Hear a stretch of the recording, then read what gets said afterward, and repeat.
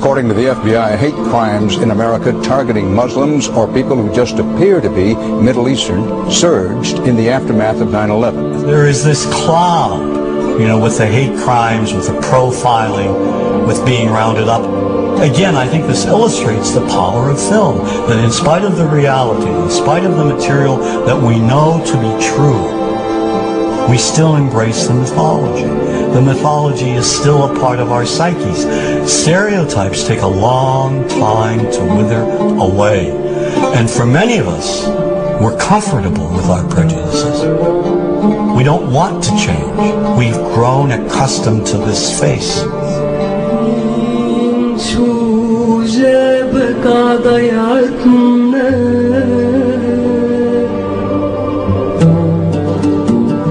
When we think of Arabs, what do we see? What images come to mind? Do we see actual people? People who, despite real cultural or geographical differences, do pretty much the same things that we do. When we think of Arab women, what images come to mind? Do we see women who laugh and play and who adore their children? Women who work in the home as well as outside? Would it come as a surprise to know that in many Arab countries, a majority of college students are actually women?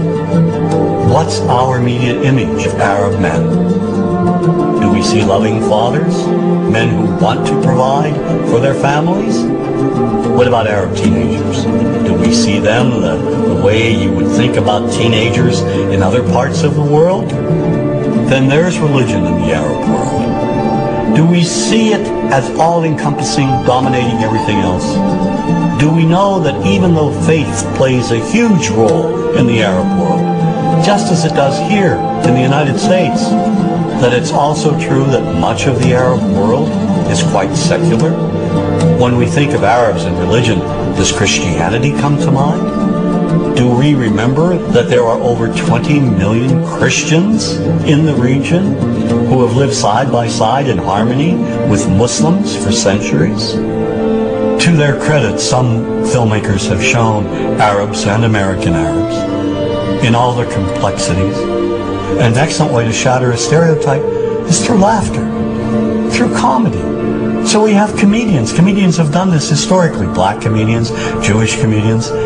So we see Arab comedians doing this, and this is one way to release the tension. My name's on a credit card, true story. Guy behind the counter picked up my credit card, sees the Olive card, looks at me all weird. He's like, hey buddy, what kind of name is, that?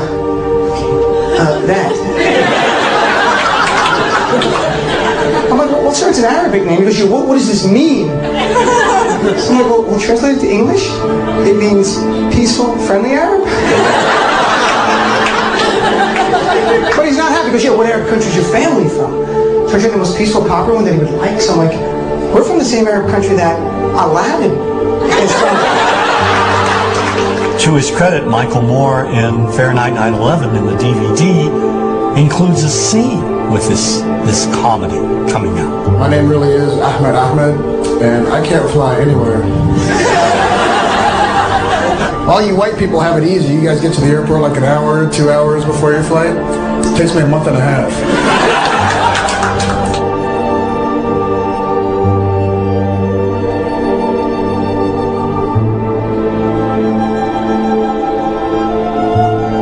Nous vivons dans un monde qu'on peut critiquer, qui est le monde de la dérision.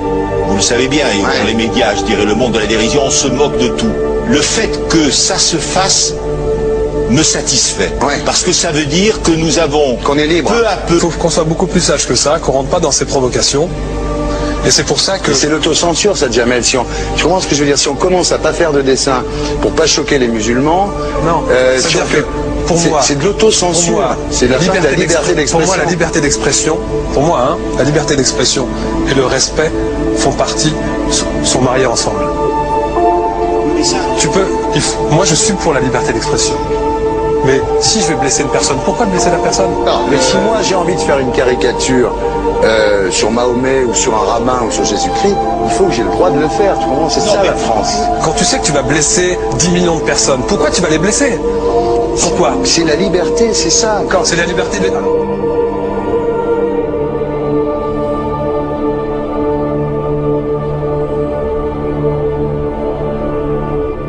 Non, mais tout seul. vous pensez pas que c'était à vous de vous excuser, non? En disant le sketch était pas très drôle, je suis désolé si j'ai blessé des gens, voilà, excusez-moi, voilà, c'est une connerie, c'est C'est mon travail. Mais vous referiez pas le même sketch quand même. Mais le spectacle que je fais reprend en grande partie les lignes de ce sketch. Mais il y a un truc que je comprends pas sur cette affaire, c'est qu'à aucun moment vous avez senti le besoin de vous excuser et que vous en avez rajouté. C'est tellement surprenant, c'est tellement inadmissible que j'en suis choqué, voilà. Dans un pays où on peut parler, on peut s'exprimer. Et là, pourquoi tout d'un coup, sur un sujet, on ne pourrait pas s'exprimer Vous savez bien pourquoi on ne peut pas s'exprimer. Pourquoi? Parce que dans ce pays, on a envoyé pendant la guerre des juifs dans des chambres à gaz et que ça crée un petit problème quand même. Vous voyez ce que je veux dans ce dire? pays, on a envoyé pendant 400 ans des centaines de millions de Noirs, il y a eu 400 ans d'esclavage, et pourtant ça n'a pas empêché Michel Leb de faire un sketch qui m'a fait marrer, où il faisait un noir, et à la fin il faisait un singe, et en parlant des narines, en parlant des lunettes. En tout cas, lui, il n'a pas été interdit d'exercer son travail, il a même eu la Légion d'honneur. Quelqu'un qui a toute sa famille qui a été exterminée dans un camp de concentration et qui voit quelqu'un à la télé qui dit Israël. Vous vous rendez compte? Je sais pas. Mais on peut pas. Il y a des moments où même si on connaît les gens, même si on les a invités, on leur... Et c'est pour ça que... C'est l'autocensure, ça, Jamel. Je comprends ce que je veux dire. Si on commence à pas faire de dessin pour pas choquer les musulmans, non, si on fait...